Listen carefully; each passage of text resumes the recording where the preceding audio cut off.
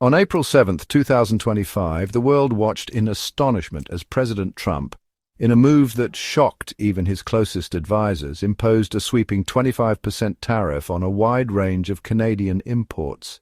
The reasons cited were a familiar cocktail of national security concerns, illegal immigration, and drug trafficking. These justifications, however, rang hollow to many, both at home and abroad. Canada, a staunch US ally and the largest trading partner of the United States, found itself suddenly and inexplicably on the receiving end of Trump's unpredictable trade wrath.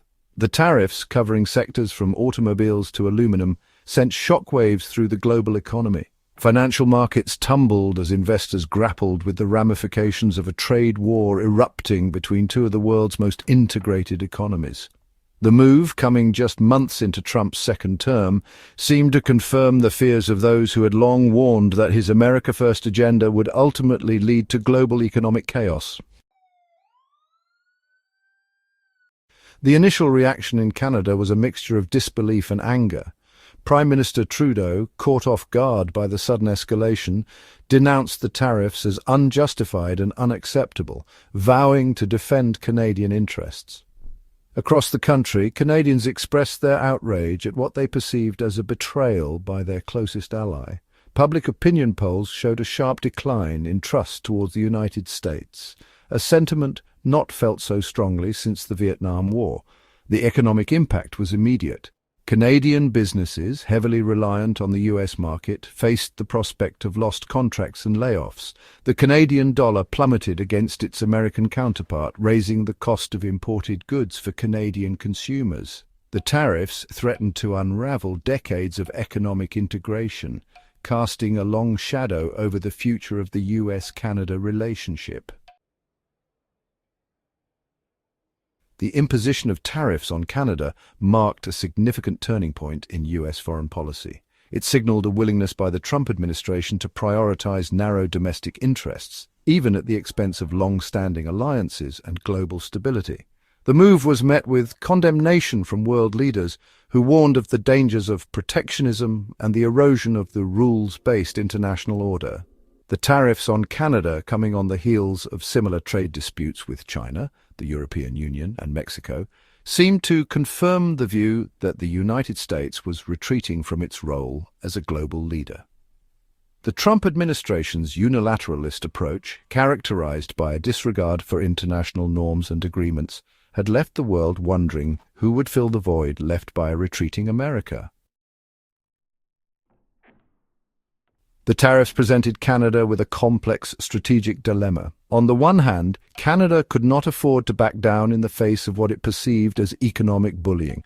Retaliatory tariffs, however, risked escalating the conflict and further damaging the already strained relationship with the United States. Canada's economic dependence on the US market limited its options. The Trudeau government faced mounting pressure from Canadian businesses and workers to take a tough stance against the Trump administration. There were calls for boycotts of American goods and a diversification of Canada's trade relationships.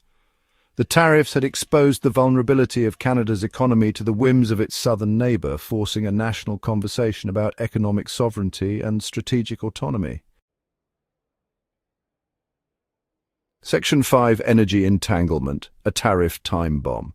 The tariffs on Canada had the potential to ignite a crisis in the North American energy market. Canada is the largest supplier of crude oil to the United States, accounting for nearly half of US imports. Tariffs on Canadian energy exports would disrupt this deeply integrated market, leading to higher gasoline prices for American consumers and increased costs for US refineries. The Trump administration's tariffs risked backfiring, harming American consumers and businesses in an attempt to extract concessions from Canada.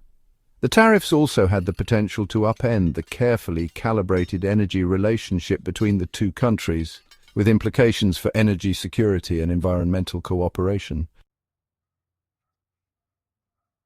Section 6. The Dragon's Shadow, China's Energy Gambit. As the United States retreated from the world stage and engaged in trade wars with its allies, China sensed an opportunity to advance its own interests. China, the world's largest energy consumer, had been steadily expanding its global influence, securing energy deals in Africa, Central Asia, and Latin America.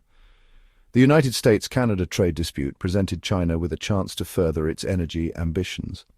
China had already imposed retaliatory tariffs on U.S. energy exports, including liquefied natural gas and coal, in response to earlier American tariffs. These tariffs hurt U.S. energy producers and demonstrated China's willingness to use energy as a weapon in trade disputes. The United States-Canada trade war provided China with an opportunity to position itself as a reliable energy partner, further eroding U.S. influence.